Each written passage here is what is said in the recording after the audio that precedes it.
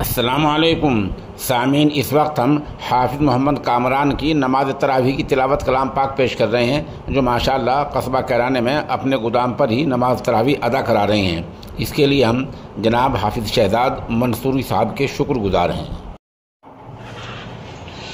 अल्हम्दुलिल्लाहि रब्बिल आलमीन अर्रहमानिर रहीम मालिकि यौमिद्दीन इय्याका नअबुदु व इय्याका नस्तईन इहदिनस सिरातल मुस्तक़ीम सिरातल लज़ीना अनअमता अलैहिम गैरिल मग़दूबि अलैहिम वलद्दॉल्लीन।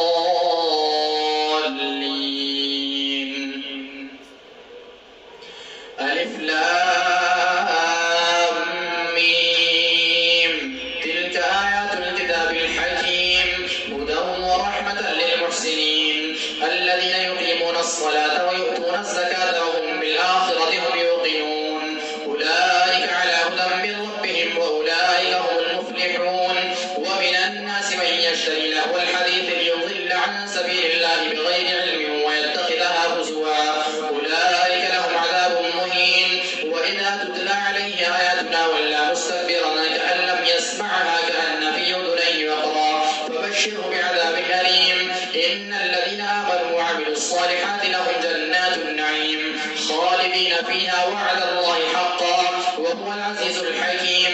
خلق السماوات بغير عمد ترونها وألقى في الأرض رواسي أن تميد بكم وبث فيها من كل دابة وأنزلنا من السماء ماء فأنبتنا فيها من كل زوج كريم. هذا خلق الله فأروني ماذا خلق الذين من دونه بل الظالمون في ضلال مبين. ولقد آتينا لقمان الحكمة أن اشكر لله ومن يشكر فإنما يشكر لنفسه ومن كفر فإن الله غني حميد. وإذ قال لقمان لابنه وهو يعظه يا بني لا تشرك بالله إن الشرك لظلم عظيم. ووصينا الإنسان بوالديه حملته أمه وهنا على وهن وفصاله في عامين أن اشكر لي ولوالديك إلي المصير. وإن جاهداك على أن تشرك بما ليس لك به علم فلا تطعهما وصاحبهما في الدنيا معروفا واتبع سبيل من أناب إلي ثم إلي مرجعكم فأنبئكم بما كنتم تعملون.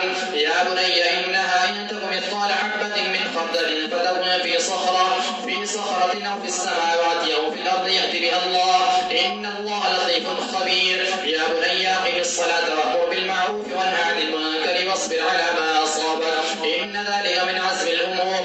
ولا تصعر خدك للناس ولا تمشي في الأرض مرحا إن الله لا يحب كل مختال فخور. واقصد في مشيك واغضض من صوتك إن أنكر الأصوات لصوت الحمير. ألم تروا أن الله سخر لكم ما في السماوات وما في الأرض وأسبغ عليكم نعمه ظاهرة وباطنة. ومن الناس من يجادل في الله بغير علم ولا هدى ولا كتاب منير. وإذا قيل لهم اتبعوا ما أنزل الله قالوا بل نتبع ما وجدنا عليه آباءنا أولو كان الشيطان يدعوهم إلى عذاب السعير. ومن يسلم وجهه إلى الله وهو محسن فقد استمسك بالعروة الوثقى وإلى الله عاقبة الأمور. ومن كفر فلا يحزنك كفره إلينا مرجعهم فننبئهم بما عملوا إن الله عليم بذات الصدور. نمتعهم قليلا ثم نضطرهم إلى عذاب غليظ. ولئن سألتهم من خلق السماوات والأرض ليقولن الله قل الحمد لله بل أكثرهم لا يعلمون. لله ما في السماوات والأرض إن الله هو الغني الحميد. ولو أن ما في الأرض من شجرة أقلام والبحر يمده من بعده 7 أبحر ما نفذت كلمات الله إن الله عزيز حكيم.